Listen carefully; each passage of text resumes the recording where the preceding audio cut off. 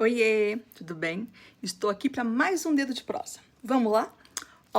Em tempos de excesso de telas, volta à tona um gesto quase ancestral, o de colorir. Esse movimento aparentemente corriqueiro, que brinca com a mão e até mesmo com o pé e a boca, aguça o olhar, instiga a mente criativa e desautomatiza o corpo em uma experiência que exige presentidade. O fenômeno viral Bob Goods, que ganhou muito destaque com os TikTokers, é um exemplo emblemático desse retorno ao estado de infância. De acordo com algumas matérias, no Brasil, foram vendidos mais de 2,5 milhões, isso mesmo, 2,5 milhões de cópias só nos primeiros 6 meses de 2025.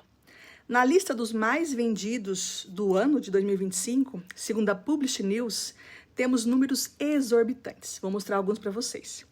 Em primeiríssimo lugar, do dia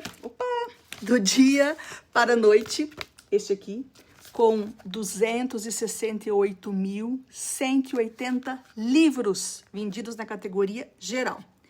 Em segundo lugar, dias quentes, este aqui, com 187.127. Em quarto lugar, Isso e Aquilo, com 131.597 exemplares. Em quinto, Dias Frios, com 120.561. E nessa mesma onda, né, desse estilo Bob Goods, temos em 12º lugar o Comfy and Cozy Pink, com 30.688.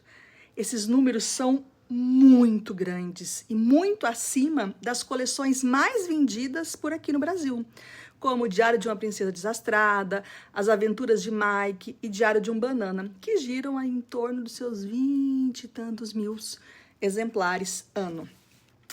A gente podia desdobrar esse nosso proseio aqui de muitas formas, falando de pirataria, já que muitos desses livretos, nesse estilo cuti-cuti, com esses animais antropomorfizados, ou seja, parecendo que são pessoas, foram vendidos como se fossem originais.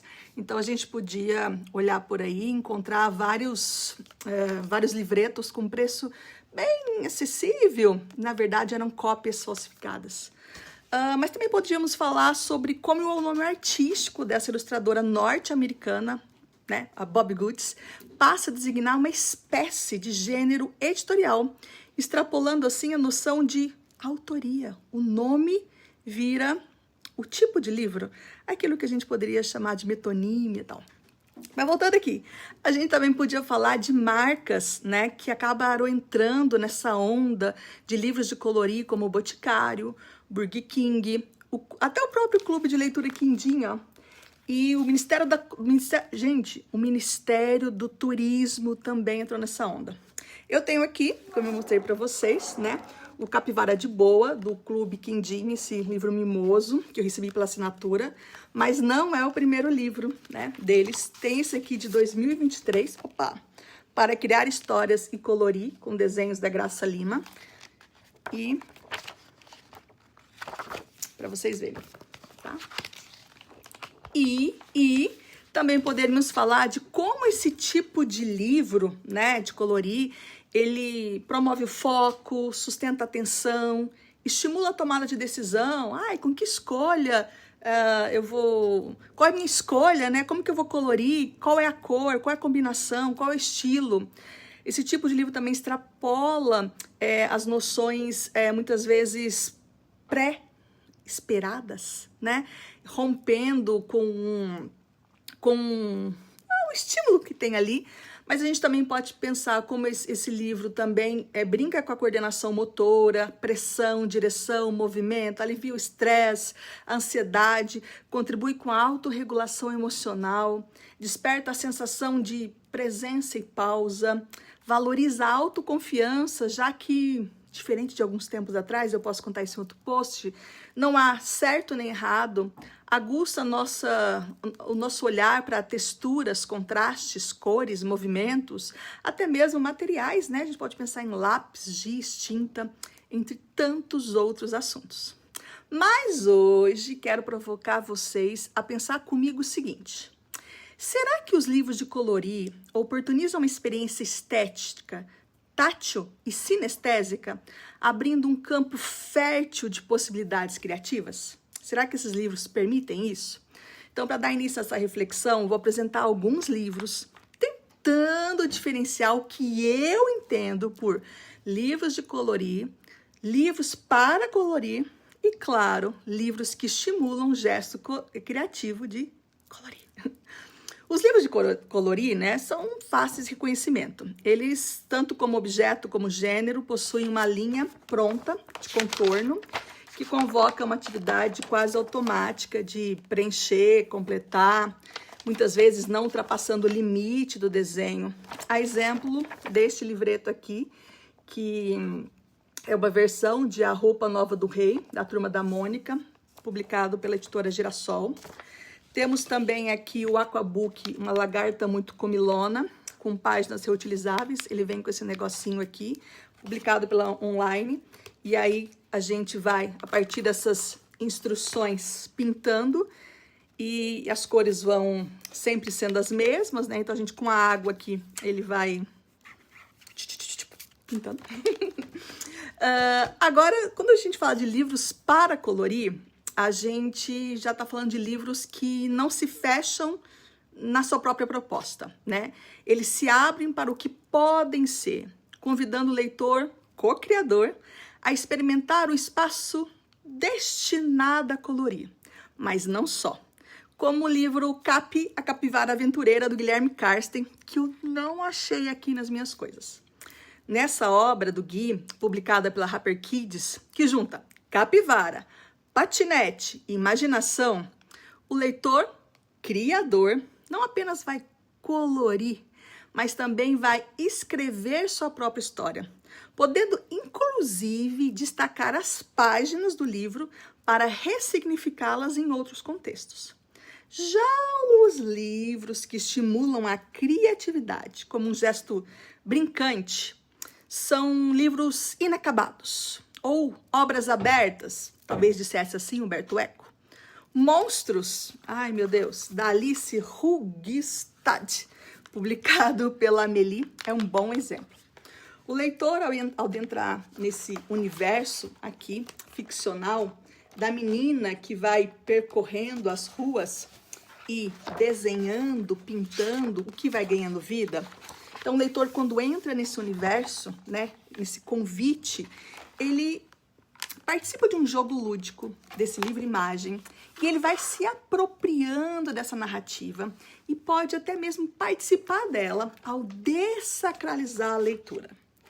Isso mesmo. Ao tratar esse livro não como um objeto áureo, intocável, inirrabiscável, nem sei se existe essa palavra, mas como um lugar também de preencher esses vazios com a sua criatividade. Então, esse é um excelente exemplo. Esse livro, ele foi feito com papel offset em alta gramatura. Então, ele está preparadíssimo para receber cor. Então, não vai vazar. Essa obra, então, vai convidar o leitor a dar vida também aos monstros do seu próprio imaginário. Então, é um livro que eu gosto muito. Outro livro que eu gosto muito e que eu não achei é o Leotolda, da Olga de Joz, publicada pela Boitatá. É um livro em que o leitor é estimulado a desenhar a tal da Leotolda, que a todo tempo os personagens estão à procura dela ao longo das páginas. Dessa forma, ao desenhá-la, né, ao pintar, ao final do livro, ele também torna-se parte ativa dessa história. Para falar a verdade, eu lembrei de um monte de livro a fazer essa seleção de títulos, como Desenho Livre, do André Sandoval, pela Companhia das Letrinhas, esse eu não tenho. O Caderno de Artista, da Olga de Joz, eu nunca sei se eu falo o nome dela certo, da Boitatá. Incrível, quero um dia só falar dele. O livro da Nina, é esse. O livro da Nina, Para Guardar Pequenas Coisas, da Kate Carey. E Rabiscos, um livro para pintar e desenhar, eu acho que chama Tarogomi. Esses dois livros eram da nossa saudosa Kozak Naif. Também podíamos ampliar essas reflexões olhando para um monte de outros livros. Separei dois aqui. como O Sua Vez, da Clara Gavila. É isso. Que também dá essa abertura para experimentação. E Como Desenhar Quase Tudo, acho que pronuncia Tikamiata. Os 2 livros são pela Caixote. Mas eu vou finalizando aqui o nosso proseia, só Mas antes, eu queria lançar uma provocação. Recebi aqui o álbum de fotos do Gildo para colorir, da Silvana Rando, recém-publicado pela Brink Book. E ele é um livro muito, para quem é apaixonado pelo Gildo como eu, é um livro muito fofo. Mas a minha pergunta é, este é um livro de colorir ou um livro para colorir? E como a gente pode ampliar as possibilidades criativas, potencializando a experiência estética desse encontro entre leitor, livro e gesto de colorir? Mais uma coisa, que fique bem claro, que qualquer livro na mão de uma criança pode virar um livro para colorir, como Meu Tio Chega Amanhã, de Sebastião Camargo, pelo Livros da Matriz. Crianças pegam um livro aqui, preto e branco, mete tinta. E segundo, que a minha intenção não é enclausurar este ou aquele livro, neste ou naquele conceito. Porque o que importa de verdade, vocês já sabem, é como o leitor vai se deleitar com o universo lúdico. E isso pode acontecer das mais diversas formas. Não só pelo livro, mas também com um mediador disposto a entrar no jogo e criando provocações, possibilidades de experimentação dos sentidos. Talvez as páginas em branco, sem moldura, possam ser esse espaço de experimentação, mas isso aqui é um assunto para outra hora. Mas para quem não pode nem quer esperar, eu indico o nosso livro, meu e da Joana, Mediação de Leitura, Literatura em Jogo, que pode ser adquirido no meu site, www.julianapadua.com.br. E é isso. Mas antes de ir, eu vou deixar mais uma perguntinha para vocês. Vocês sabiam, deixa eu até achar aqui, que além... Eita, sumiu. Cadê? Vocês sabiam? Cadê? Achei. Ih, tá faltando um livro aqui. Tá. Vocês sabiam que além daqueles livros de mandalas, Jardins Secretos, que também foi um boom, né? Um fenômeno aí nos anos 2010, alguma coisa, a gente tem livros para colorir para 18+. Sim, temos. Eu trouxe 2 livros aqui. Eu eu tampei parte do título, porque são literalmente livros para 18+. São 2 livros para colorir, 1 e 2, da Bebel Books, tá? Livros para 18+, bem mais, 18+, tá?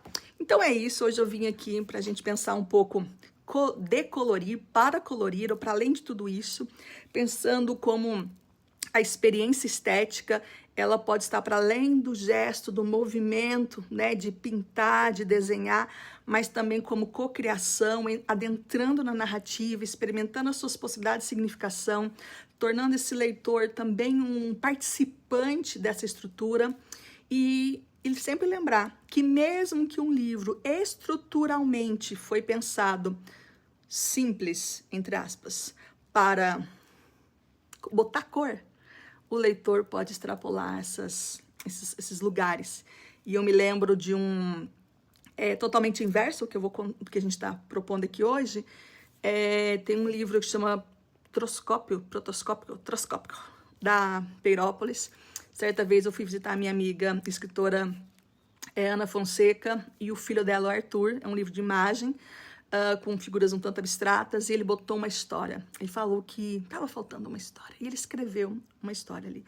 É um pouco disso também. A gente pode pegar um livro que muitas vezes tem uma narrativa verbal, ou até mesmo também imagética, e o leitor pode botar cor, botar traço, e ressignificar e ampliar.